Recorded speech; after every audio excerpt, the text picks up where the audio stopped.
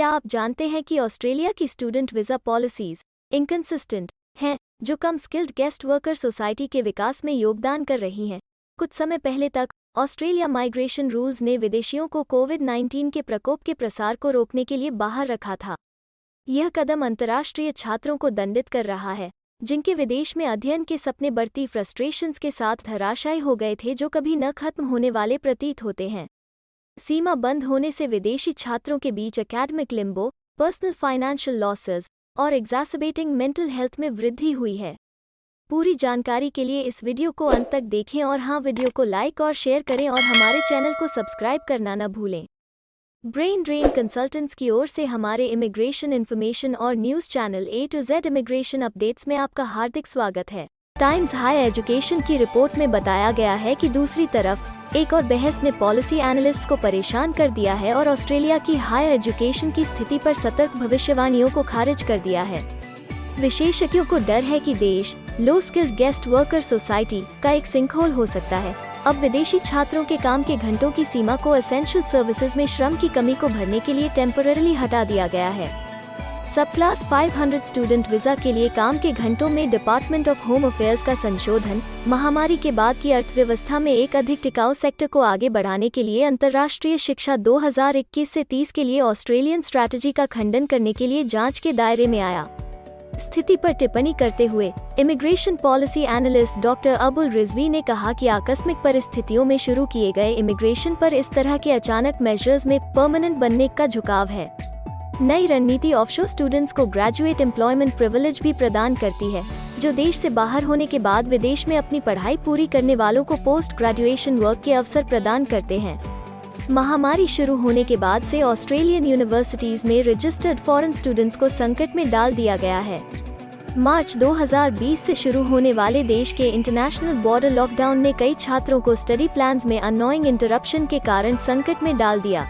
विदेशों में पढ़ाई के सपने को धूमिल कर दिया, जिसकी कई लोगों ने कल्पना की थी। कुछ ने पूरी तरह से उम्मीद छोड़ दी है और अन्य देशों में ग्रीन एजुकेशनल पास्चर्स के लिए छोड़ दिया है, जो अंतर्राष्ट्रीय छात्रों के लिए ज्यादा स्वागत करते हैं। जहां पब्लिक हेल्थ का संबंध है, इस मेजर को उचित ठहराया जा सकता है, लेकिन यह निश्चित रूप से इकोनॉमिकली पीछे हट गया है। 2019 में समान समय सीमा की तुलना में 2021 के पहले सेमेस्टर में कई प्रेस्टिजियस यूनिवर्सिटीज में ऑस्ट्रेलिया की इंटरनेशनल एनरोलमेंट संख्या 9% से 35% के बीच गिर गई। ऑस्ट्रेलिया में विदेशी छात्रों की एब्सेंस लोकल इकोनॉमी के लिए कठिन है। ऑस्ट्रेलियन ब्यूरो ऑफ स्टैटिस्टिक्स के अनुसार अकेले 2019 में अंतर्राष्ट्रीय शिक्षा ने इकोनॉमी में 40 बिलियन ऑस्ट्रेलियन डॉलर से ज्यादा का योगदान दिया। अंतर्राष्ट्रीय छात्रों का शारीरिक रूप से न होना स्थानीय मालिकों के लिए अनवेलकम खबर है, जो व्यवसायों को चालू रखने के लिए उन पर भरोसा करते हैं।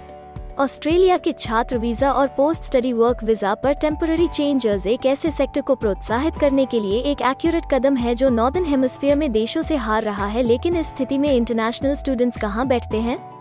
डॉक्टर रिजवी ने एक दशक पहले के एक ऐसे मामले की चेतावनी दी थी, जहां आने वाले छात्र एजुकेशनल क्वालिटी के बजाय माइग्रेशन और एम्प्लॉयमेंट की संभावनाओं से प्रेरित थे। यह ऑस्ट्रेलिया की इकोनॉमी को विकसित करने के लिए स्किल्ड माइग्रेशन को प्रेरित करने के कथित संदेश के साथ संघर्ष करता है। इस पर बहस छिड़ने के दौरान एक सवाल बना रहता है, अंतर्राष्ट्रीय छात्र खुद क्या सोचते हैं? महामारी के दौरान स्टडी इंटरनेशनल टीम ऑस्ट्रेलिया की नीतियों से प्रभावित विदेशी छात्रों तक पहुंच गई है, ताकि वे इम्पॉसिबल परिस्थितियों में यूनिवर्सिटी के जीवन में अपने जीवन के अनुभवों को तल्लीन कर सकें। अंतर्राष्ट्रीय छात्रों ने भोजन और हाउसिंग क्राइसिस, विदेशों से अप्रभावी वर्चुअल शिक्षा, वीजा में देरी, इमिग्रेशन विरोधी भावनाओं और सबसे ऊपर है लंबे समय तक काम के घंटों से मजदूरी शोषण, जो उन्हें पहले से ही अस्थिर स्थिति में कमजोर बना देता है। बहुत से लोग सुरक्षित रूप से वापस लौटना चाहते हैं और यूनिवर्सिटी के पूरे अनुभव को प्राप्त करने के लिए ऑन कैंपस सीखने को फिर से शुरू करना चाहते हैं, जिससे वे पूरे महामारी की वजह से वंचित रहे थे।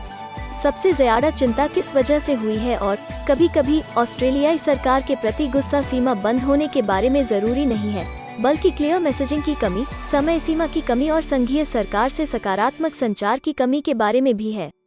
आखिरकार यह स्वयं छात्र हैं जो फाइनेंशियल लॉसेस उठा रहे हैं और अपनी भलाई के लिए अवसरों को खो रहे हैं।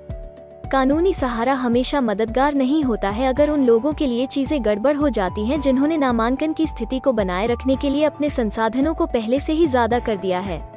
जैसा कि ऑस्ट्रेलिया में कोविड-19 के मामले एक बार फिर नए ओमाइक्रॉन वेरिएंट के साथ बढ़ रहे हैं, ये अभी भी स्पष्ट नहीं है कि हायर एजुकेशन क्राइसिस को दूर करने के लिए कौन से ठोस कदम उठा रहा है जो आने वाले वर्षों तक रहने की संभावना है। पर एक बात पक्की है, इमिग्रेशन और एजुकेशनल सुधारों के इर्द गिर्द राष्ट्रीय बातचीत में अंतर्राष्ट्रीय छात्रों की आवाज को प्राथमिकता देने से ज्यादा छात्रों को ऑस्ट्रेलिया जाने से रोक दिया जाएगा। पिछले 2 वर्षों में इसकी कम से फेवरेबल मिसाल ने पहले ही एक आइडियल स्टडी डेस्टिनेशन के रूप में देश की प्रतिष्ठा को धूमिल कर दिया है, और यह एक ऐसा है जो जल्द ही कभी भी ठीक नहीं होगा। हमें उम्मीद है कि हिंदी भाषा में इमिग्रेशन से जुड़ी जरूरी और सही जानकारी पहुंचाने की हमारी कोशिश आपको पसंद आ रही होगी। कृपया कमेंट में अपने सजेशंस और फीडबैक्स जरूर दें, और हमें सपोर्ट करने के लिए हमारे चैनल को लाइक, शेयर और सब्सक्राइब जरूर करें। और हाँ, बेल आइकॉन को दबाना मत भूलिएगा। अपना कीमती समय देने के लिए धन्यवाद। एक और वीडियो के साथ आपसे फिर मुलाकात होगी। अगर आपको किसी और मदद की जरूरत है या फिर आप अपने विदेश जाने के सपने के लिए किसी भी चीज में पूछताछ करना चाहते हैं, तो आप हमारी रजिस्टर्ड माइग्रेशन कंसल्टेंट्स की टीम के साथ एक एक्सपर्ट काउंसलिंग सेशन बुक कर सकते हैं।